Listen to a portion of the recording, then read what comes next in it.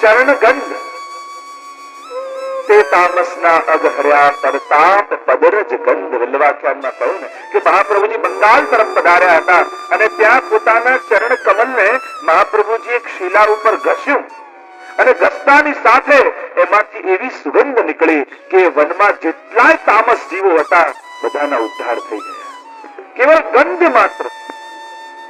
આપણે પણ જયારે બેઠકજી આદિમાં જઈએ ત્યારે અત્તરવાળા હાથ કરી મહાપ્રભુજીનો સ્પર્શ કરી, ત્યારે પણ ચરણ સ્પર્શ ઠાકોરજીના કરતા હોઈએ, ત્યારે આજે પણ હવેલીમાં કે ઘરે પણ અત્તર લઈ અને પછી પ્રભુના ચરણ સ્પર્શ કરાય, ત્યારે એ ગંધ પછી અત્તરની નથી રહેતી, એ ઠાકોરજીના ચરણારવિંદની ગંધ થઈ જાય છે.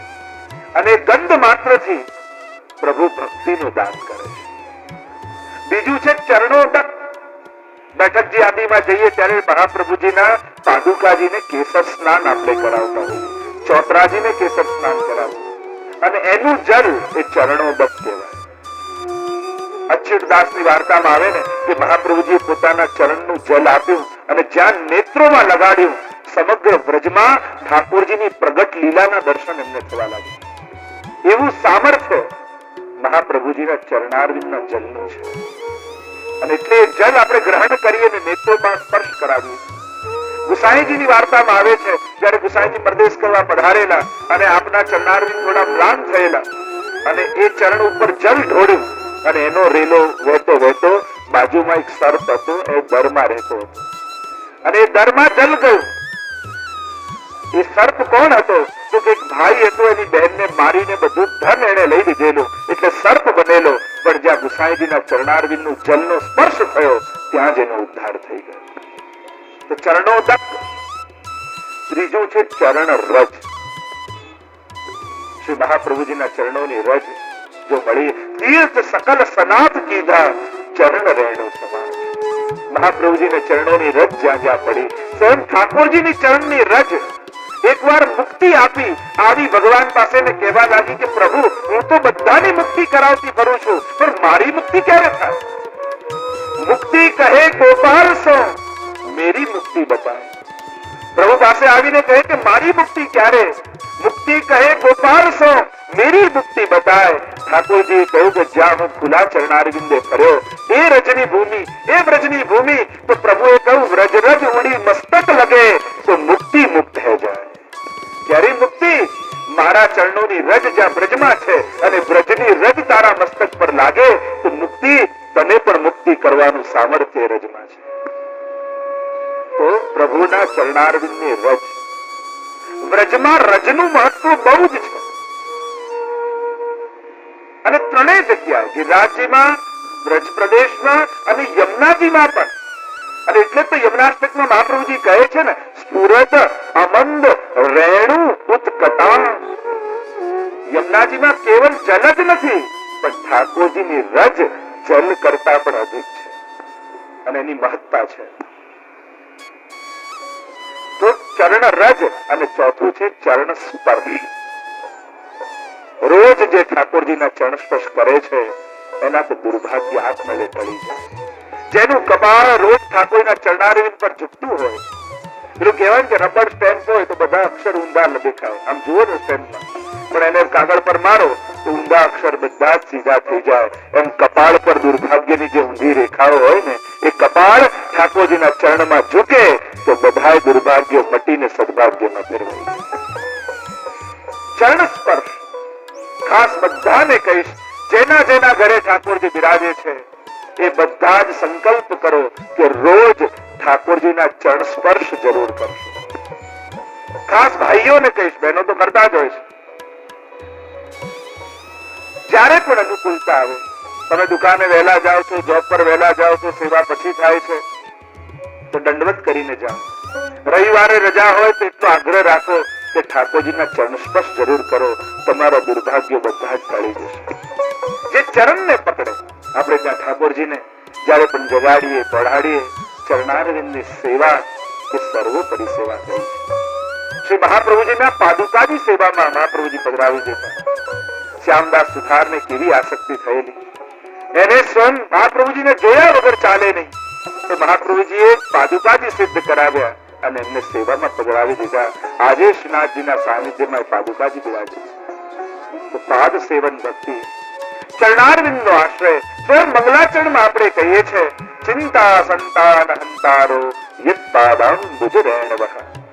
એ મહાપ્રભુના ચરણની રજનું કેવલ સ્મરણ પણ કરી દો તો ચિંતા સંતાન હંતાર, ચિંતાની પરંપરાઓ નો નાશ શ્રી મહાપ્રભુજીના ચરણારવિંદ કરી દે.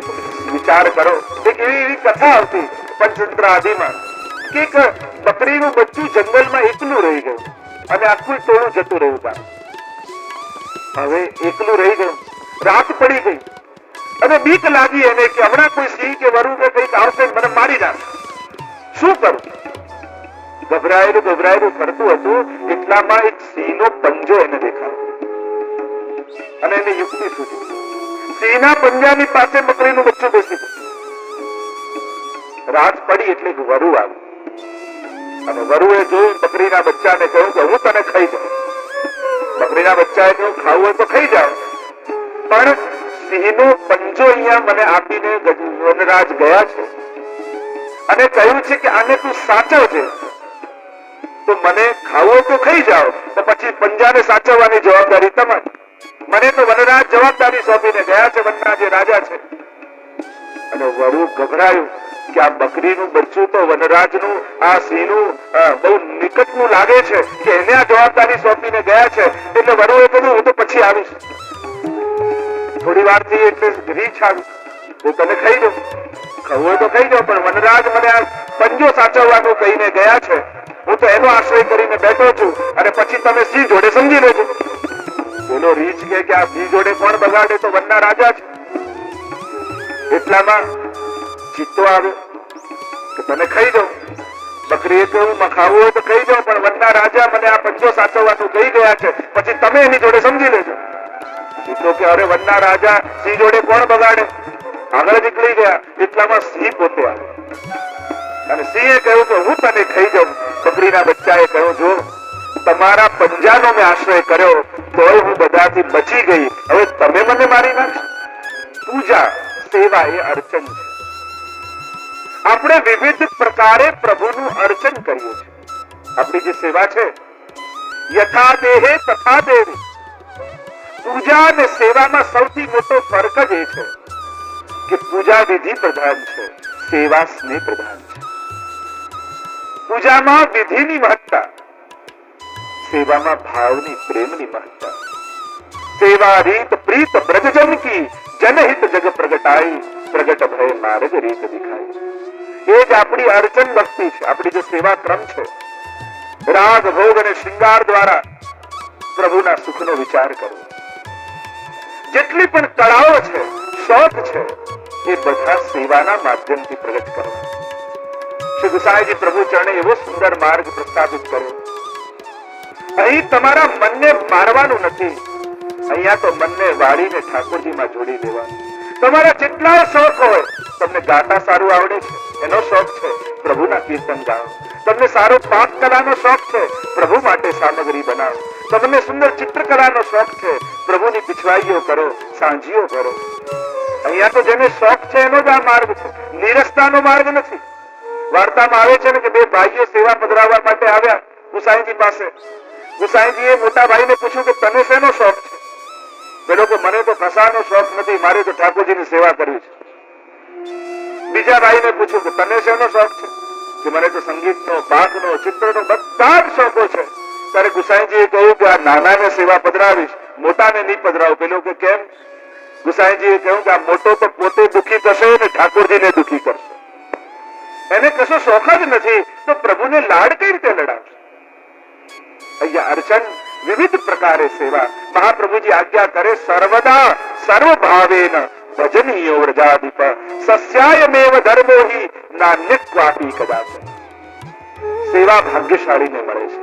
હું તો ઘણી વાર કહું ભાગ્યશાળીને ભગવાન મળે પણ સૌભાગ્યશાળીને સેવા મળે. સેવા ગમે તેને મળતી નથી. આ આપણા હાથે જો ઠાકોરજી સેવા લે છે તો આપણું મોટું સૌભાગ્ય છે. પ્રભુ સેવા ગમે. આપણે નજીકનું કામ કોને આપીએ? જેના ઉપર આપણને વિશ્વાસ છે. સેવા મળી એટલે એમ માનજો કે ઠાકોરજીએ મારા ઉપર વિશ્વાસ મૂક્યો છે. સેવા બહુ મહદ ભાગ્યથી મળે છે. જેના જેના ઘરે ઠાકોરજી બિરાજે છે એ બહુ જ સૌભાગ્યશાળી જીવો છે. અર્ચન ભક્તિ છે, વિવિધ પ્રકારે પ્રભુની અર્ચા કરવી, પૂજા કરવી, સેવા કરવી. મર્યાદામાં પૂજા શબ્દ છે, આપણે ત્યાં સેવા શબ્દ છે. મર્યાદામાં 16 પ્રકારે પૂજન થાય, પંચોપચાર ને 16ઓપચાર, આહવાન થાય ને પાછું વિસર્જન થાય. લોકો પૂજાની સોપારી રાખતા થઈ જાય. એવી સોપારી હોય કે તોડો તો સીધો ભૂક્કો જ થાય, ટકતા થાય.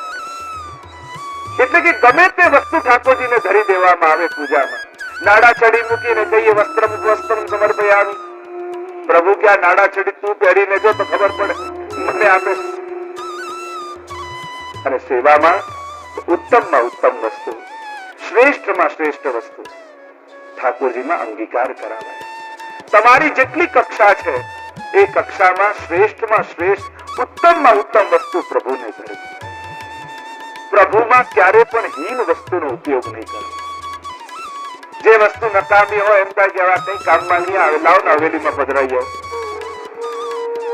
એના કરતા ન પધરાવે સારું.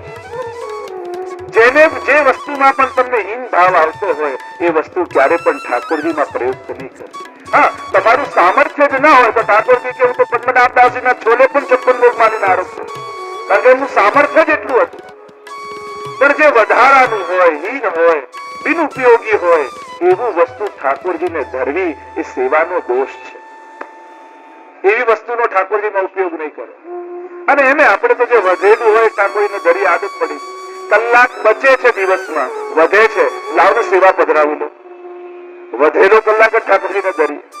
આટલા રૂપિયા બચે છે, લાવને ઠેકે ઠાકોરજીમાં વાપરી દો. ના, આ શ્રેષ્ઠ વસ્તુ નથી. ઠાકોરજી વધારાના નથી, આપણા જીવનના એક અભિન્ન અંગ છે.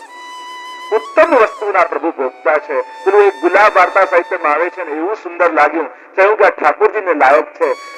એક રૂપિયાનું ગુલાબ 1.25 લાખમાં ખરીદી અને ઠાકોરજીને ધર્યું તો ઠાકોરજીનું મસ્તક ઝૂકી ગયું. અને પેલો યવન આવ્યો, એને કહ્યું કે આ તો મારી પત્નીને આપું તો રાજી થાય.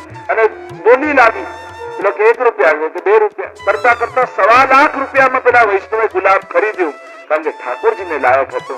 અને ધરી ઠાકોરજી પ્રસન્ન થયા. ઉત્તમ વસ્તુના પ્રભુ ભોગતા છે. સેવા એ સ્નેહની અભિવ્યક્તિ છે, પ્રેમની અભિવ્યક્તિ છે. સેવામાં આટલા દોષ છે. જેને પણ સેવા કરે છે એને ધ્યાન રાખો. એક, સૌથી પહેલા પ્રમાદથી સેવા નહીં કરવી. મંદ ઉત્સાહથી, હતોત્સાહી થઈને ક્યારે પણ સેવા નહીં કરવી. સેવા પધરાવી તો લીધી છે, હવે શિયાળાના દિવસ છે, વહેલા ઉઠવું પડશે, અને એવા મંદ ભાવથી ક્યારે પણ સેવા કરશો તો ઠાકોરજીને આનંદ નહીં આવે. હંમેશા સેવામાં ઉત્સાહથી જો. ઠાકોરજીની સેવા માટે જાગ્યા છે, પ્રભુને લાલ લડાવવા. મંદ ઉત્સાહ સેવાનો દોષ. બીજું, કંજૂસ સ્વભાવ સેવાનો દોષ. દુકાને જઈને કહીએ ભાવ કરાવીએ, અરે ઠાકોરજી માટે લેવાનું છે, થોડું તો ઓછું કરી આપ. આ રીતે ઠાકોરજીનું નામ આપીને ક્યારે ભાવતાલ કરાવવાનું. પોતાના માટે ઉત્તમમાં ઉત્તમ વસ્તુ ગોતી, દુકાનમાં કઢાવતાજી હજી સારું શું છે, હજી સારું શું છે, હજી લેટેસ્ટ. અને ઠાકોરજી માટે આપણે ઓછામાં ઓછું કાઢીએ, હજી ચાંદી સોનું ઓછું વપરાયું એવું કઈક છે. હા, સામર્થ્ય ના હોય એની વાત જુદી છે. આપણા સામર્થ્યથી શ્રેષ્ઠ કહેવાનો અર્થ ઉત્તમ ભાવ લઈને ઠાકોરજીની સેવા કરવી, હીન ભાવની વાત. ત્રીજું, અવ્યવસ્થિત રીતે સેવા નહીં કરવી. ક્યાંક ખંડપાટ આડો અવળો જતો હોય, જારીથી આમ પધરાયા હોય, ક્યારેક કોઈ ખંડપાટ પર પડાવેલા ગાય પડી જાય ને ક્યારેક પેલું પડી જાય ને ક્યારેક બધું અસ્તવ્યસ્ત રાખ્યું. આવી અવ્યવસ્થિત રીતે સેવા કરવી એ પણ દોષ છે. પ્રભુની સેવા વ્યવસ્થિત સુંદર રીતે કરવી. પ્રભુની સેવામાં કઈ જ લૌકિક નથી, બધું આદિ દૈવિક રૂપે છે. અને એટલે પ્રભુની સેવા સ્વચ્છ, સુઘડતા અને વ્યવસ્થિત રીતે કરવી. ઘણાના સેવાના રૂમ એટલા ગંદા હોય, જયારે વલ્લભપુરની પધરામણી થાય ત્યારે જ ચોખ્ખો થાય. અને જે જોશે તેમને શું લાગશે, ત્યારે જ ચોખ્ખું થાય. એટલે સાવધાની રાખવી. ઘણાની ઝારીજી એવી કાળી હોય, ખબર ના પડે કે આ ચાંદીની છે કે શેની છે. પ્રભુની સેવામાં વ્યવસ્થિતતા રાખવી, સુઘડતા રાખવી, એનાથી ઠાકોરજી રાજી થાય છે. અને ચોથું, પ્રગટ ભાવ રાખીને સેવા કરવી. ક્યારે પણ એવું નહીં માનવું કે ઠાકોરજી ખાલી ચિત્ર બિરાજે છે કે મૂર્તિ બિરાજે છે, એવો ભાવ રાખીને ક્યારે સેવા કરવી નહીં. એ સેવાનો દોષ છે. પ્રગટ ભાવથી સેવા કરવી કે આ સાક્ષાત ઠાકોરજી મને મહાપ્રભુજીએ પધરાવી દીધા છે. એક વસ્તુ યાદ રાખજો, કોઈ વલ્લભકુલ નથી પધરાવતું, વલ્લભકુલ તો મહાપ્રભુજી દ્વારા તમને ઠાકોરજી આપે છે. એટલે તમને ઠાકોરજી મહાપ્રભુજીએ જ પધરાવી દીધા છે. એવો જ ભાવ હૃદયમાં રાખો. હંમેશા એવો ભાવ મનમાં રાખીને સેવા કરવી કે મહાપ્રભુજી મને આપ્યા છે. તમને ઠાકોરજીને ક્યાં ગમે છે? રહ્યો મોહે શ્રી વલ્લભ ગ્રહ ભાવે. મહાપ્રભુજીના ઘરે ગમે છે.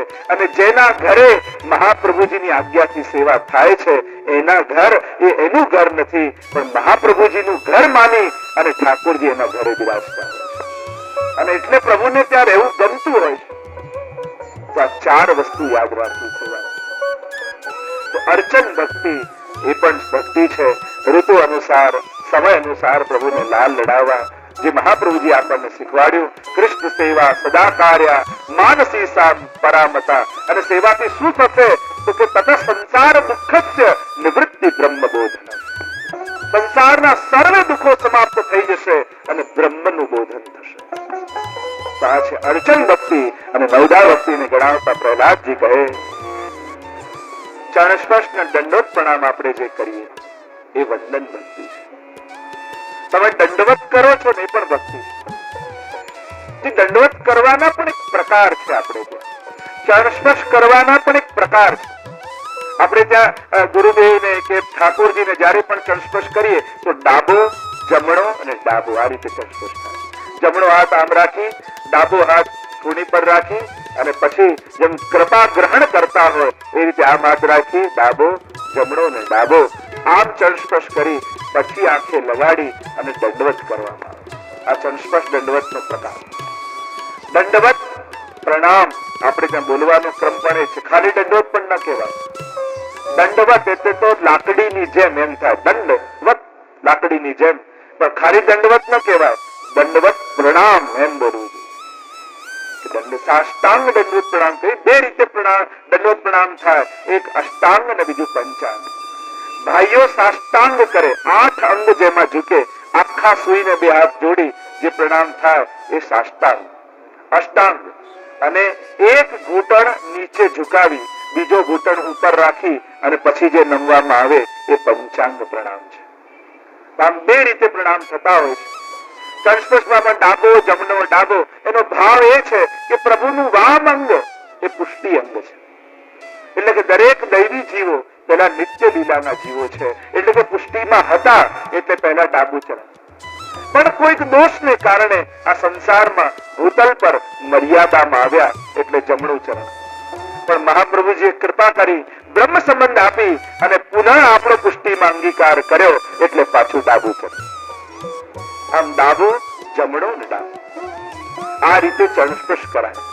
દંડવત મસ્તક ઝુકાવીને કરાય. હવેલીમાં જોવા જેવું દરેકને એક દંડવત પ્રણામ ને નમસ્કાર કરવાની જુદી જુદી સ્ટાઇલ હોય. હવેલીમાં અમે લોકો ઘણી વાર બેઠા હોય તો જોતા હોય. ઘણા લોકો આવીને આમ લાફા મારે પોતાને, ઘણા કાન ખેંચે, ઘણા આમ કુંદરડી ફરે. બધાને જુદા જુદા પ્રકાર હોય. ઘણા ખાલી આમ નમે. પણ આપણે ત્યાં જે રીતે વિધિ બતાવી છે, બે હાથ જોડી પછી સાષ્ટાંગ દંડવત પ્રણામ કરી, મસ્તક ઝુકાવી, ત્યાં ભાઈ ચરણ સ્પર્શ કરતા હોય તો કરી, નેત્રોને લગાડવા, આ રીતનો આખો ક્રમ છે. તો વંદન ભક્તિ બતાવવામાં આવી. જે પણ દંડવત કરે આ મસ્તક મળી છે, નમવા માટે મળી. અને જે નમે છે એટલે કે આપણો દાસ ભાવ આપણે પ્રગટ કરીએ છીએ. તો આ વંદન ભક્તિ પ્રહલાદજી બતાવતા આગળ કહે